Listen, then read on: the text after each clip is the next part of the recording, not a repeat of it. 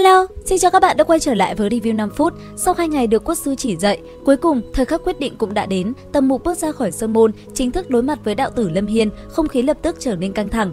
Nhìn hắn, Lâm Hiên có chút chần chừ, thấy vậy, Đan Dương Tử khích lệ nói: "Ngươi đi đi, quốc sư ra mặt chỉ điểm các sĩ tử chính là vì bồi dưỡng người này, ngươi không cần lo được lo mất." Lúc này đây, trước sơn môn cũng không có bất kỳ sĩ tử thái học nào nên Tầm Mục cũng chẳng phải làm màu. Hắn tự giới thiệu bản thân có tu vi ngũ diệu cảnh và hỏi đạo tử có sử dụng binh khí gì không. Ở phía đối diện, Lâm Hiên lập tức phong ấn lục hợp thần tàng để công bằng giao đấu. Thiếu niên này còn chưa kịp trả lời Tầm Mục thì Đan Dương Tử đã vội lên tiếng: "Không dùng binh khí, chỉ so đấu đạo pháp thần thông và cận chiến." Nhìn đồ đệ của mình đặt cây phất trần xuống, Đan Dương Tử mới thở phào nhẹ nhõm. Bởi ông thấy Tần Mục vừa gỡ xuống một đống binh khí, bao gồm một cây trúc trượng, một con dao mổ lợn, một cây chùy sắt và một thanh thiếu bảo kiếm, món nào cũng lợi hại vô cùng. Trận chiến bùng nổ ngay tức khắc, Tần Mục ra tay trước, thần tiêu và thanh tiêu thiên nhãn đồng loạt mở ra, hắn tung một quyền kinh thiên động địa, biến vô số đá vụn trên mặt đất thành một con sa long hung hãn lao về phía đạo tử. Thấy công kích phóng tới, đạo tử Lâm Hiên cũng không phải dạng vừa, âm dương đạo nhạn biến ảo, lập tức tung ra tuyệt kỹ phiên thiên ấn. Ngay khi hai đòn công kích va chạm, thiên phiên ấn như mang theo sức mạnh núi non, chặn đứng đòn tấn công như vũ bão của Tần Mục. Nhưng đó mới chỉ là khởi đầu, Tần Mục đã sớm ẩn giấu sát chiêu, vô số kiếm khí cực kỳ tinh tế giấu trong đám đá vụn đồng loạt bộc phát, tất cả hợp lại thành một con thanh long to lớn. Hắn sử dụng trình hiệu kiếm thức mà quốc sư vừa dạy để tấn công. Đến lúc này, Lâm Hiên mới thực sự kinh hãi. Thiếu niên này nhận ra, chỉ bàn về độ hùng hồn của nguyên khí, Tần Mục vậy mà còn vượt trên cả mình, người đang tu luyện Tiên Thiên Thái Huyền Công, vốn nổi tiếng về pháp lực vô song. Bị dồn vào thế hạ phong, đạo tử buộc phải biến chiêu, dùng nguyên khí hóa thành phất trần chống đỡ, nhưng Tần Mục đã chớp lấy thời cơ, hội tụ bụi mịn thành trường thương, tay hóa thành đao, điên cuồng chém nát phòng ngự của đạo tử, khiến đối phương trúng liền mấy đao, trên miệng phun ra một ngụm tinh huyết và bay ngược ra sau.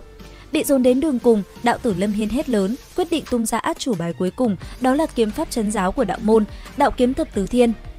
Phải biết rằng, khi xưa, đạo chủ còn đã từng cho quốc sư Duyên Khang mượn xem, trong kiếm luận của quốc sư Duyên Khang nhắc tới đạo kiếm và thiên tử tam kiếm, hoàn toàn có thể nói có bóng dáng của đạo kiếm thập tứ thiên.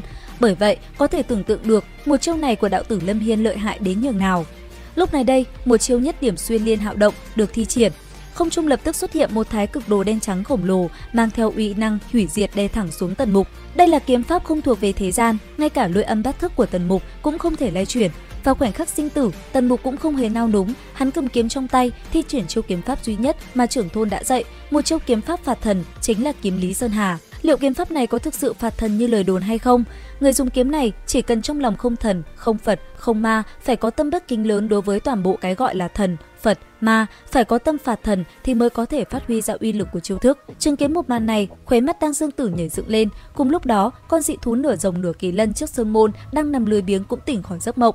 Khoảnh khắc hai loại kiếm pháp không thuộc về thế gian va chạm kinh thiên động địa, một tiếng nổ lớn vang lên, thái cực đổ sụp xuống, đạo tử Lâm Hiên trúng liền mấy chục kiếm, tiết canh vang khắp người.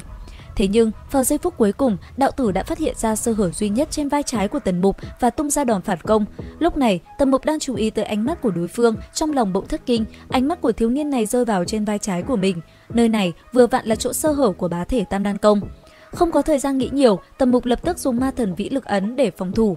Kết quả, chiêu kiếm của đạo tử đâm thủng lòng bàn tay Tần Mục, trong khi bản thân hắn trúng thêm mấy chục kiếm nữa, cả người nện thẳng xuống mặt đất. Trận chiến kết thúc, Tần Mục chiến thắng, đạo tử Lâm Hiên bị thương nặng nhưng vẫn giữ phong độ, cả hai thầy trò cúi đầu đáp lễ rồi lặng lẽ rời đi. Nhìn theo bóng lưng bọn họ, Tần Mục thầm than: đau quá, tên đạo nhân già Đan Dương Tử thật quá là keo kiệt, ngay cả thuốc trị thương cũng không để cho ta một phần.